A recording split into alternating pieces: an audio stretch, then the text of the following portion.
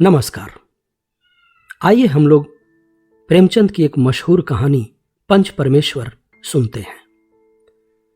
जुम्मन शेख और अलगू चौधरी में गाढ़ी मित्रता थी। साझे में खेती होती थी, कुछ लेन देन में भी साझा था। एक दूसरे पर अटल विश्वास था। जुम्मन जब हज करने गए थे तब अपना घर अलगू को सौंप गए थे और अलगू जब कभी बाहर जाते तो जुम्मन पर अपना घर छोड़ देते थे। उनमें न खान पान का व्यवहार था, न धर्म का नाता, केवल विचार मिलते थे। मित्रता का मूल मंत्र भी यही है। इस मित्रता का जन्म उसी समय हुआ जब दोनों मित्र बालक ही थे और जुम्मन के पूज्य पिता जुमराती उन्हें शिक्षा प्रदान करते थे। अलगू ने गुरु जी की बहुत सेवा की थी, खूब रकाबियां मांजी, खूब प्याले धोए। उनका हुक्का एक क्षण के लिए भी विश्राम न ले पाता था, क्योंकि प्रत्येक चिलम अलगू को आध घंटे तक किताबों से अलग कर देती थी। अलगू के पिता पुराने विचारों के मनुष्य थे। उन्हें शिक्षा की अपेक्षा गुरु की सेवा शुश्रूषा पर अधिक विश्वास था। वह कहते थे कि विद्या पढ़ने से नहीं आती, जो कुछ होता है गुरु के आशीर्वाद से। बस गुरु जी की कृपा दृष्टि चाहिए। अतएव यदि अलगू पर जुमराती शेख के आशीर्वाद अथवा सत्संग का कुछ फल न हुआ तो यह मानकर संतोष कर लेगा कि विद्योपार्जन में मैंने यथाशक्ति कोई बात उठा नहीं रखी। विद्या उसके भाग्य में ही न थी तो कैसे आती। मगर जुमराती शेख स्वयं आशीर्वाद के कायल न थे। उन्हें अपने सोटे पर अधिक भरोसा था और उसी सोटे के प्रताप से आज आसपास के गांवों में जुम्मन की पूजा होती थी।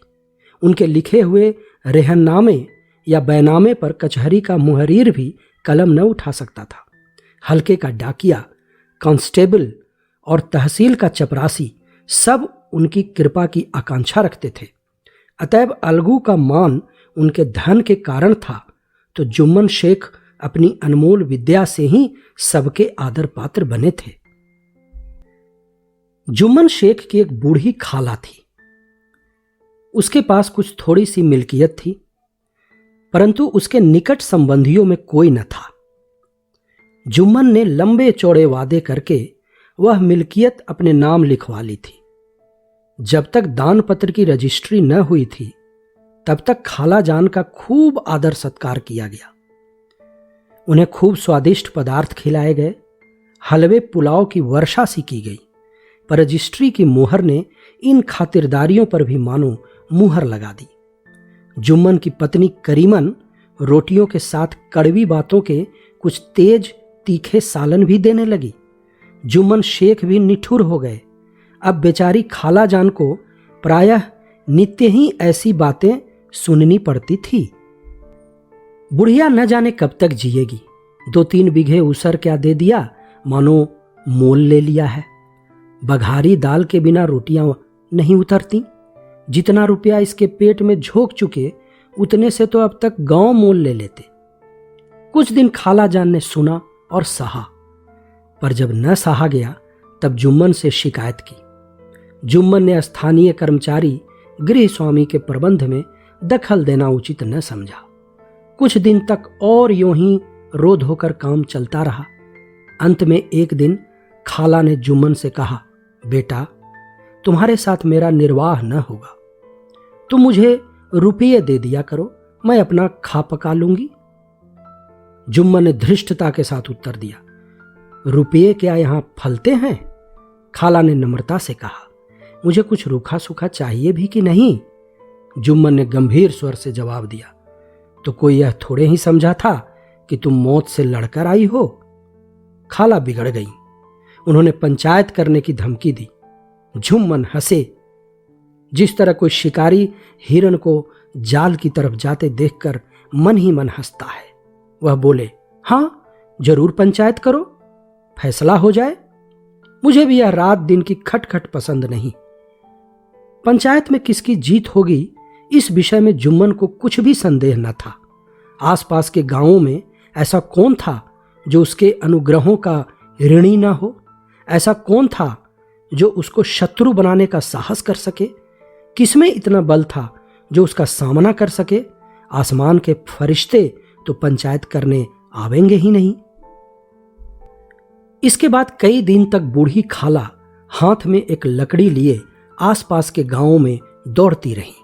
कमर झुककर कमान हो गई थी, एक एक पग चलना दूभर था, मगर बात आ पड़ी थी, उसका निर्णय करना जरूरी था। बिरला ही कोई भला आदमी होगा जिसके सामने बुढ़िया ने दुख के आंसू न बहाए हों। किसी ने तो यूं ही ऊपरी मन से हूं हां करके टाल दिया और किसी ने इस अन्याय पर जमाने को गालियां दी। कहा, कब्र में पांव लटके हुए हैं, आज मरे कल दूसरा दिन, पर हवस नहीं मानती। अब तुम्हें क्या चाहिए? रोटी खाओ और अल्लाह का नाम लो। तुम्हें अब खेती बाड़ी से क्या काम है? कुछ ऐसे सज्जन भी थे जिन्हें हास्य रस के रसास्वादन का अच्छा अवसर मिला। झुकी हुई कमर, पोपला मुंह, सन के से बाल, इतनी सामग्री एकत्र हो तब हंसी क्यों ना आवे। ऐसे न्याय प्रिय, दयालु, दीन वत्सल पुरुष बहुत कम थे जिन्होंने उस अबला के दुखड़े को गौर से सुना हो और उसको संतावना दी हो। चारों ओर से घूम घाम कर बेचारी अलगू चौधरी के पास आई, लाठी पटक दी और दम लेकर बोली, बेटा तुम भी दम भर के लिए मेरी पंचायत में चले आना। अलगू, मुझे बुलाकर क्या करोगी? कई गांव के आदमी तो आवेंगे ही। खाला, अपनी विपत तो सबके आगे रो आई, अब आने ना आने का अख्तियार उनको है। अलगू, यूं आने को आ जाऊंगा मगर पंचायत में मुंह न खोलूंगा। खाला, क्यों बेटा? अलगू, अब इसका क्या जवाब दूं? अपनी खुशी, जुम्मन मेरा पुराना मित्र है, उससे बिगाड़ नहीं कर सकता। खाला, बेटा क्या बिगाड़ के डर से ईमान की बात न कहोगे? हमारे सोए हुए धर्म ज्ञान की सारी संपत्ति लूट जाए तो उसे खबर नहीं होती, परंतु ललकार सुनकर वह सचेत हो जाता है, फिर उसे कोई जीत नहीं सकता। अलगू इस सवाल का कोई उत्तर न दे सका, पर उसके हृदय में ये शब्द गूंज रहे थे, क्या बिगाड़ के डर से ईमान की बात न कहोगे? संध्या समय एक पेड़ के नीचे पंचायत बैठी। शेख जुम्मन ने पहले से ही फर्श बिछा रखा था। उन्होंने पान, इलायची, हुक्के, तंबाकू आदि का प्रबंध भी किया था। हां, वह स्वयं अलबत्ता अलगू चौधरी के साथ जरा दूर पर बैठे हुए थे। जब पंचायत में कोई आ जाता था तब दबे हुए सलाम से उसका स्वागत करते थे। जब सूर्य अस्त हो गया और चिड़ियों की कलरव युक्त पंचायत पेड़ों पर बैठी, तब यहां भी पंचायत शुरू हुई। फर्श की एक एक अंगुल जमीन भर गई, पर अधिकांश दर्शक ही थे। निमंत्रित महाशयों में से केवल वही लोग पधारे थे जिन्हें जुम्मन से अपनी कुछ कसर निकालनी थी। एक कोने में आग सुलग रही थी, नाई ताबड़तोड़ चिलम भर रहा था। यह निर्णय करना असंभव था कि सुलगते हुए उपलों से अधिक धुआं निकलता था या चिलम के दमों से। लड़के इधर उधर दौड़ रहे थे, कोई आपस में गाली गलौज करते और कोई रोते थे। चारों तरफ कोलाहल मच रहा था। गांव के कुत्ते इस जमाव को भोज समझकर झुंड के झुंड जमा हो गए थे। पंच लोग बैठ गए तो बूढ़ी खाला ने उनसे विनती की, पंचों, आज 3 साल हुए मैंने अपनी सारी जायदाद अपने भांजे जुम्मन के नाम लिख दी थी। इसे आप लोग जानते ही होंगे। जुम्मन ने मुझे ताहयात रोटी कपड़ा देना कबूल किया। साल भर तो मैंने इसके साथ रो धोकर काटा, पर अब रात दिन का रोना नहीं सहा जाता। मुझे न पेट की रोटी मिलती है न तन का कपड़ा। बेकस बेवा हूं, कचहरी दरबार नहीं कर सकती। तुम्हारे सिवा और किसको अपना दुख सुनाऊं? तुम लोग जो राह निकाल दो उसी राह पर चलूं। अगर मुझ में कोई ऐब देखो तो मेरे मुंह पर थप्पड़ मारो। जुम्मन में बुराई देखो तो उसे समझाओ क्यों एक बेकस की आह लेता है। मैं पंचों का हुक्म सिर माथों पर चढ़ाऊंगी। रामधन मिश्र, जिनके कई असामियों को जुम्मन ने अपने गांव में बसा लिया था, बोले, जुम्मन मियां, किसे पंच बदते हो? अभी से इसका निपटारा कर लो, फिर जो कुछ पंच कहेंगे वही मानना पड़ेगा। जुम्मन को इस समय सदस्यों में विशेषकर वही लोग दिख पड़े जिनसे किसी न किसी कारण उनका वैमनस्य था। जुम्मन बोले, पंचों का हुक्म अल्लाह का हुक्म है। खाला जान जिसे चाहे उसे बदे, मुझे कोई उज्र नहीं है। खाला ने चिल्लाकर कहा, अरे अल्लाह के बंदे, पंचों का नाम क्यों नहीं बता देता? कुछ मुझे भी तो मालूम हो। जुम्मन ने क्रोध से कहा, अब इस वक्त मेरा मुंह न खुलवाओ। तुम्हारी बन पड़ी है, जिसे चाहो पंच बदो। खाला जान जुम्मन के आक्षेप को समझ गईं। वह बोली, बेटा खुदा से डरो। पंच न किसी के दोस्त होते हैं न किसी के दुश्मन। कैसी बात कहते हो? और तुम्हारा किसी पर विश्वास न हो तो जाने दो। अलगू चौधरी को तो मानते हो। लो, मैं उन्हीं को सरपंच बदती हूं। जुम्मन शेख आनंद से फूल उठे, परंतु भावों को छिपाकर बोले, अलगू ही सही, मेरे लिए जैसे रामधन वैसे अलगू। अलगू इस झमेले में फंसना नहीं चाहते थे। वे कन्नी काटने लगे। बोले, खाला तुम जानती हो कि मेरी जुम्मन से गाढ़ी दोस्ती है। खाला ने गंभीर स्वर में कहा, बेटा दोस्ती के लिए कोई अपना ईमान नहीं बेचता। पंच के दिल में खुदा बसता है। पंचों के मुंह से जो बात निकलती है वह खुदा की तरफ से निकलती है। अलगू चौधरी सरपंच हुए। रामधन मिश्र और जुम्मन के दूसरे विरोधियों ने बुढ़िया को मन में बहुत कोसा। अलगू चौधरी बोले, शेख जुम्मन, हम और तुम पुराने दोस्त हैं। जब काम पड़ा तुमने हमारी मदद की है और हम भी जो कुछ बन पड़ा तुम्हारी सेवा करते रहे हैं, मगर इस समय तुम और बूढ़ी खाला दोनों हमारी निगाह में बराबर हो। तुमको पंचों से जो कुछ अर्ज करनी हो करो। जुम्मन को पूरा विश्वास था कि अब बाजी मेरी है। अलगू यह सब दिखावे की बातें कर रहा है। अतएव शांत चित्त होकर बोले, पंचों 3 साल हुए खाला जान ने अपनी जायदाद मेरे नाम हिब्बा कर दी थी। मैंने उन्हें ताहयात खाना कपड़ा देना कबूल किया था। खुदा गवाह है, आज तक मैंने खाला जान को कोई तकलीफ नहीं दी। मैं उन्हें अपनी मां के समान समझता हूं। उनकी खिदमत करना मेरा फर्ज है। मगर औरतों में जरा अनबन रहती है, उसमें मेरा क्या बस है? खाला जान मुझसे माहवार खर्च अलग मांगती है। जायदाद कितनी है वह पंचों से छिपी नहीं। उससे इतना मुनाफा नहीं होता है कि माहवार खर्च दे सकूं। इसके अलावा हिब्बा नामे में माहवार का कोई जिक्र नहीं है। नहीं तो मैं भूल कर भी इस झमेले में न पड़ता। बस मुझे यही कहना है, आइंदा पंचों का अख्तियार है, जो फैसला चाहें करें। अलगू चौधरी को हमेशा कचहरी से काम पड़ता था, अतएव वह पूरा कानूनी आदमी था। उसने जुम्मन से जिरह शुरू की।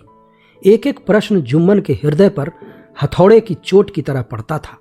रामधन मिश्र इन प्रश्नों पर मुग्ध हुए जाते थे। जुम्मन चकित थे कि अलगू को क्या हो गया है। अभी यह अलगू मेरे साथ बैठा हुआ कैसी कैसी बातें कर रहा था, इतनी ही देर में ऐसी कायापलट हो गई कि मेरी जड़ खोदने पर तुला हुआ है। न मालूम कब की कसर यह निकाल रहा है। क्या इतने दिनों की दोस्ती कुछ भी काम ना आवेगी? जुम्मन शेख तो इसी संकल्प विकल्प में पड़े हुए थे कि इतने में अलगू ने फैसला सुनाया। जुम्मन शेख, पंचों ने इस मामले पर विचार किया। उन्हें यह नीति संगत मालूम होता है कि खाला जान को माहवार खर्च दिया जाए। हमारा विचार है कि खाला की जायदाद से इतना मुनाफा अवश्य होता है कि माहवार खर्च दिया जा सके। बस यही हमारा फैसला है। अगर जुम्मन को खर्च देना मंजूर ना हो तो हिब्बानामा रद्द समझा जाए। यह फैसला सुनते ही जुम्मन सन्नाटे में आ गए। जो अपना मित्र हो वह शत्रु का व्यवहार करे और गले पर छुरी फेरे, इसे समय के हेर फेर के सिवा और क्या कहें। जिस पर पूरा भरोसा था उसने समय पड़ने पर धोखा दिया। ऐसे ही अवसरों पर झूठे सच्चे मित्रों की परीक्षा की जाती है। यही कलयुग की दोस्ती है। अगर लोग ऐसे कपटी धोखेबाज न होते तो देश में आपत्तियों का प्रकोप क्यों होता? यह हैजा, प्लेग आदि व्याधियां दुष्कर्मों के ही दंड हैं। मगर रामधन मिश्र और अन्य पंच अलगू चौधरी की इस नीति परायणता की प्रशंसा जी खोल कर रहे थे। वे कहते थे, इसका नाम पंचायत है, दूध का दूध और पानी का पानी कर दिया। दोस्ती दोस्ती की जगह है, किंतु धर्म का पालन करना मुख्य है। ऐसे ही सत्यवादियों के बल पर पृथ्वी ठहरी है, नहीं तो वह कब की रसातल को चली जाती। इस फैसले ने अलगू और जुम्मन की दोस्ती की जड़ हिला दी। अब वे साथ साथ बातें करते नहीं दिखाई देते। इतना पुराना मित्रता रूपी वृक्ष सत्य का एक झोंका भी न सह सका। सचमुच वह बालू की ही जमीन पर खड़ा था। उनमें अब शिष्टाचार का अधिक व्यवहार होने लगा। एक दूसरे की आवभगत ज्यादा करने लगे। वे मिलते जुलते थे, मगर उसी तरह जैसे तलवार से ढाल मिलती है। जुम्मन के चित्त में मित्र की कुटिलता आठों पहर खटका करती थी। उसे हर घड़ी यही चिंता रहती थी कि किसी तरह बदला लेने का अवसर मिले। अच्छे कामों की सिद्धि में बड़ी देर लगती है, पर बुरे कामों की सिद्धि में यह बात नहीं होती। जुम्मन को भी बदला लेने का अवसर जल्द ही मिल गया। पिछले साल अलगू चौधरी बटेसर से बैलों की एक बहुत अच्छी गोई मोल लाए थे। बैल पछाही जाति के सुंदर बड़े बड़े सींगों वाले थे। महीनों तक आसपास के गांव के लोग दर्शन करते रहे। दैव योग से जुम्मन की पंचायत के 1 महीने के बाद इस जोड़ी का एक बैल मर गया। जुम्मन ने दोस्तों से कहा, यह दगाबाजी की सजा है। इंसान सब्र भले ही कर जाए, पर खुदा नेक बद सब देखता है। अलगू को संदेह हुआ कि जुम्मन ने बैल को विष दिला दिया है। चौधराइन ने भी जुम्मन पर ही इस दुर्घटना का दोषारोपण किया। उसने कहा, जुम्मन ने कुछ कर करा दिया है। चौधराइन और करीमन में इस विषय पर एक दिन खूब ही वाद विवाद हुआ। दोनों देवियों ने शब्द बाहुल्य की नदी बहा दी। व्यंग, वक्रोक्ति, अन्योक्ति और उपमा आदि अलंकारों में बातें हुई। जुम्मन ने किसी तरह शांति स्थापित की। उन्होंने अपनी पत्नी को डांट डपट कर समझा दिया। वह उसे उस रणभूमि से हटा भी ले गए। उधर अलगू चौधरी ने समझाने बुझाने का काम अपने तर्कपूर्ण सोटे से लिया। अब अकेला बैल किस काम का? उसका जोड़ बहुत ढूंढा गया, पर न मिला। निदान यह सलाह ठहरी कि इसे बेच डालना चाहिए। गांव में एक समझू साहू थे। वह इक्का गाड़ी हाँकते थे। गांव के गुड़ घी लाद कर मंडी ले जाते, मंडी से तेल नमक भर लाते और गांव में बेचते। इस बैल पर उनका मन लहराया। उन्होंने सोचा, यह बैल हाथ लगे तो दिन भर में बेखटके 3 खेप हों। आजकल तो एक ही खेप में लाले पड़े रहते हैं।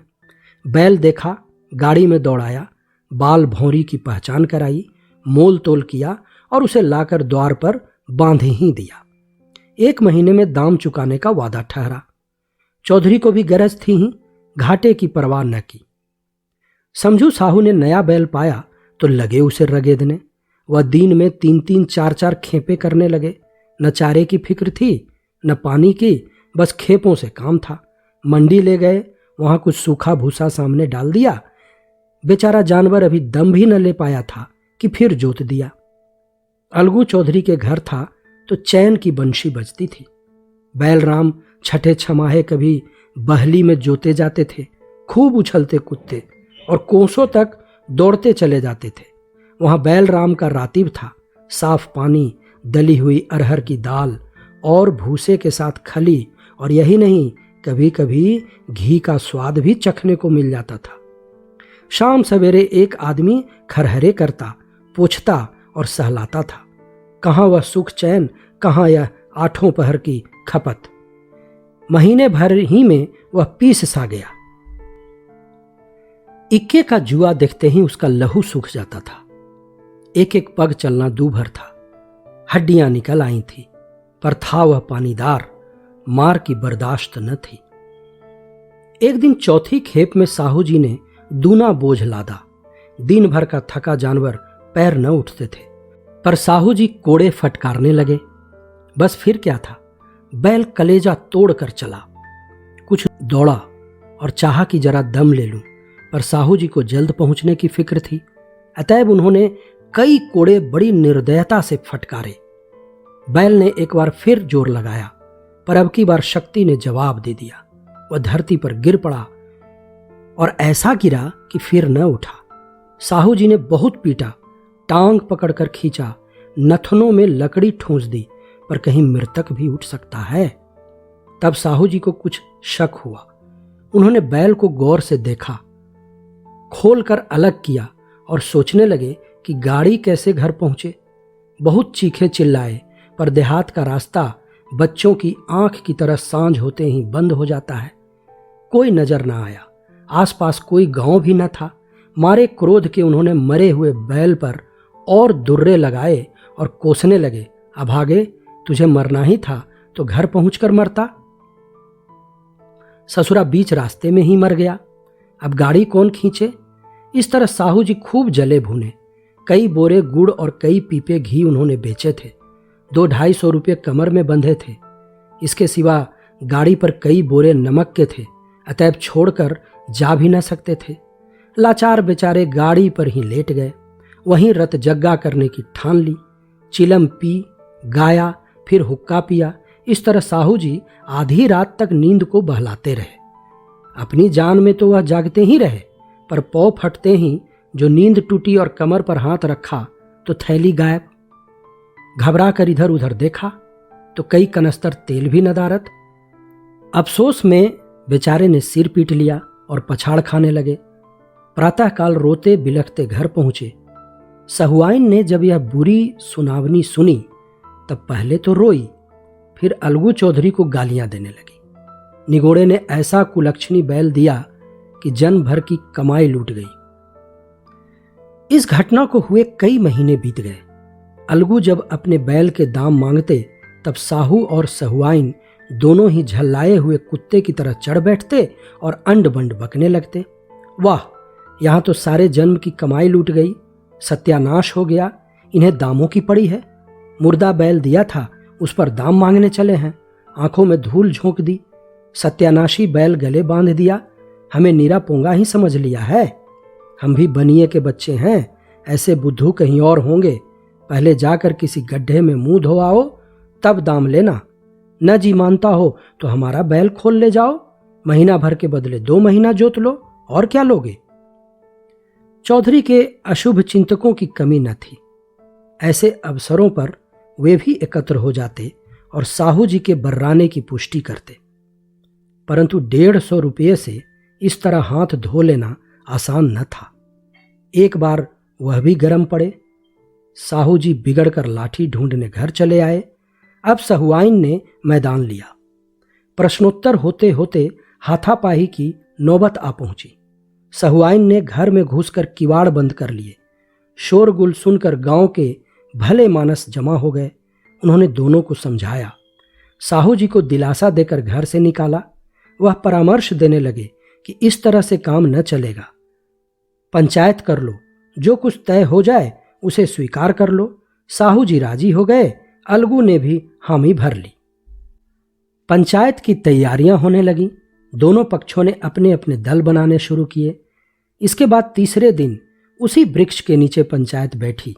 वही संध्या का समय था। खेतों में कौवे पंचायत कर रहे थे।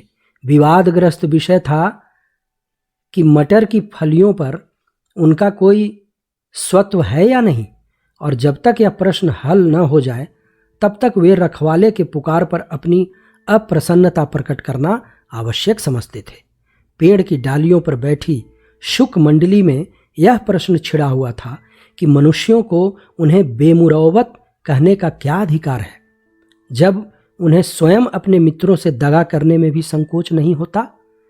पंचायत बैठ गई तो रामधन मिश्र ने कहा, अब देरी क्या है, पंचों का चुनाव हो जाना चाहिए। बोलो चौधरी, किस किस को पंच बदते हो। अलगू ने दीन भाव से कहा, समझू साहू ही चुन ले। समझू खड़े हुए और कड़क कर बोले, मेरी ओर से जुम्मन शेख। जुम्मन का नाम सुनते ही अलगू चौधरी का कलेजा धक धक करने लगा, मानो किसी ने अचानक थप्पड़ मार दिया हो। रामधन अलगू के मित्र थे। वह बात को ताड़ गए। पूछा, क्यों चौधरी, तुम्हें कोई उज्र तो नहीं। चौधरी ने निराश होकर कहा, नहीं, मुझे क्या उज्र होगा। अपने उत्तरदायित्व का ज्ञान बहुधा हमारे संकुचित व्यवहारों का सुधारक होता है। जब हम राह भूल कर भटकने लगते हैं तब यही ज्ञान हमारा विश्वसनीय पथ प्रदर्शक बन जाता है। पत्र संपादक अपनी शांति कुटी में बैठा हुआ कितनी धृष्टता और स्वतंत्रता के साथ अपनी प्रबल लेखनी से मंत्रिमंडल पर आक्रमण करता है, परंतु ऐसे अवसर आते हैं जब वह स्वयं मंत्रिमंडल में सम्मिलित होता है। मंडल के भवन में पग धरते ही उसकी लेखनी कितनी मर्मज्ञ, कितनी विचारशील, कितनी न्यायपरायण हो जाती है। इसका कारण उत्तरदायित्व का ज्ञान है। नवयुवक युवावस्था में कितना उद्दंड रहता है, माता पिता उसकी ओर से कितने चिंतित रहते हैं। वे उसे कुल कलंक समझते हैं, परंतु थोड़े ही समय में परिवार का बोझ सिर पर पड़ते ही वह अव्यवस्थित चित्त उन्मत्त युवक कितना धैर्यशील, कैसा शांतचित्त हो जाता है। यह भी उत्तरदायित्व के ज्ञान का फल है। जुम्मन शेख के मन में भी सरपंच का उच्च स्थान ग्रहण करते ही अपनी जिम्मेदारी का भाव पैदा हुआ। उसने सोचा, मैं इस वक्त न्याय और धर्म के सर्वोच्च आसन पर बैठा हूं। मेरे मुंह से इस समय जो कुछ निकलेगा वह देववाणी के सदृश है, और देववाणी में मेरे मनोविकारों का कदापि समावेश न होना चाहिए। मुझे सत्य से जौ भर भी टलना उचित नहीं। पंचों ने दोनों पक्षों से सवाल जवाब शुरू किए। बहुत देर तक दोनों दल अपने अपने पक्ष का समर्थन करते रहे। इस विषय में तो सब सहमत थे कि समझू को बैल का मूल्य देना चाहिए, परंतु दो महाशय इस कारण रियायत करना चाहते थे कि बैल के मर जाने से समझू को हानि हुई।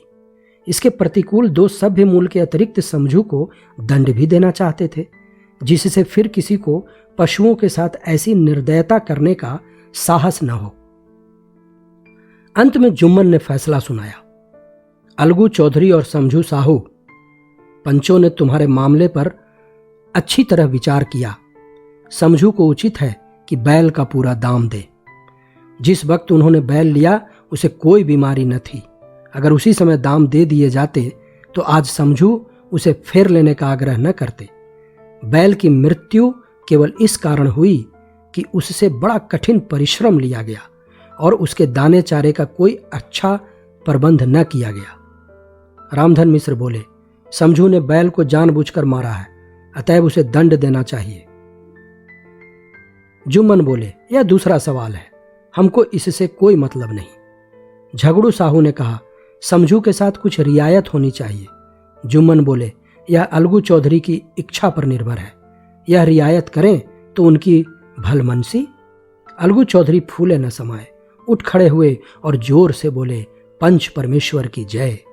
इसके साथ ही चारों ओर से प्रतिध्वनि हुई, पंच परमेश्वर की जय। प्रत्येक मनुष्य जुम्मन की नीति को सराहता था। इसे कहते हैं न्याय। यह मनुष्य का काम नहीं, पंच में परमेश्वर वास करते हैं। यह उन्हीं की महिमा है। पंच के सामने खोटे को कौन खरा कह सकता है।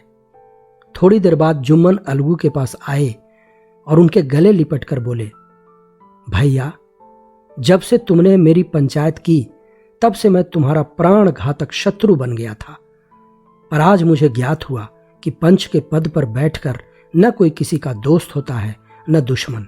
न्याय के सिवा उसे और कुछ नहीं सूझता।